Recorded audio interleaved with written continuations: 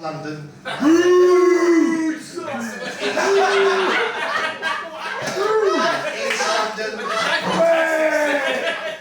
Now your turn. West London. Anyone from Manchester? Fucking No, of course not. They don't travel outside, do they? Villagers. Anyone from Liverpool? No, too busy stealing people's cars. These are the stereotypes of the place I call home. I'm so glad certain other comedians brought up, for some reason, weird sexual encounters or whatnot, because that's what my set is about. And when I say weird, I mean shameful. Genuinely fucking shameful. Before I get into that, a little bit of a palate cleanser. Last couple of shows I've been talking about misunderstandings happening here in China. I never lived in Shanghai, I don't live in Shanghai, but I did used to live in Beijing, so that's the closest thing I've had to a big city life. And I was just talking about, people I encountered there, and there were some confusions, like this one girl that lived with us. She wanted to live in America, but turns out, I'm a little hesitant to say this because usually I hope you don't get offended, but she was the one who was surprised to hear black people lived in America. And this was in 2012. Barack Obama was the fucking president. She was like, black people live in America? No, you'd be surprised when I tell you they live in England as well. Oh yeah, Thierry Henry, he's French. Never mind. So, what I'm going to do is actually talk about some sort of mistranslated or misinterpreted conversations I ended up having with people in the UK who were from China as well. Like, when I was a student, I used to work in a little shop, part-time, just to get some, earn some money. Nothing special about that. But it was right across the street from the local Chinese takeaway.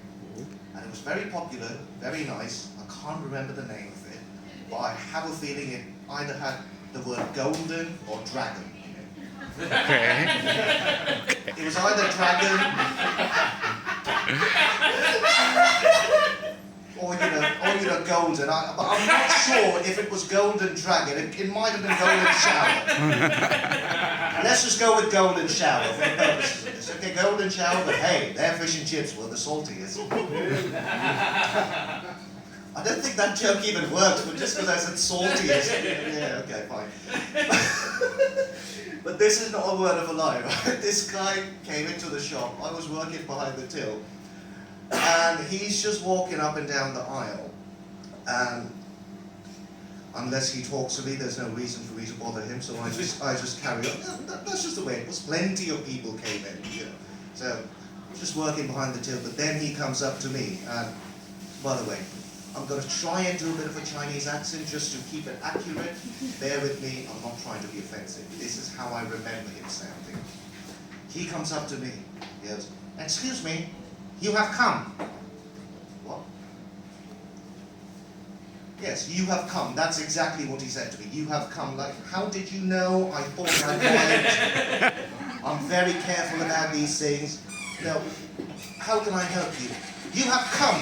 Again, I can't find my cum. Where is my cum? Did you take my cum? Where the fuck is my cum?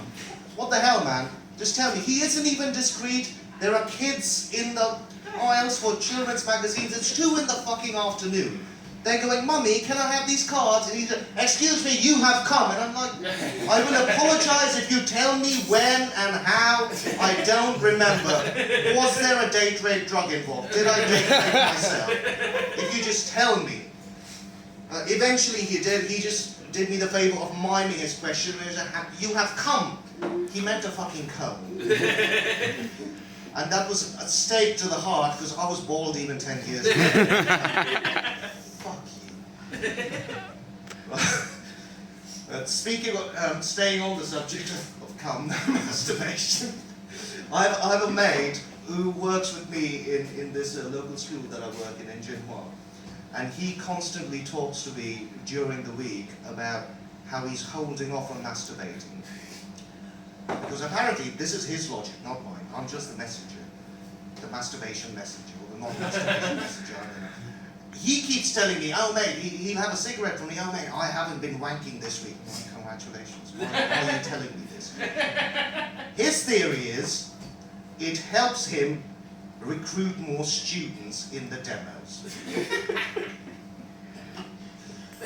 I didn't ask him why, but he volunteered the information anyway. He said, oh, it's got something to do with the pheromones, this, that, and I'm like, yeah, fine, whatever.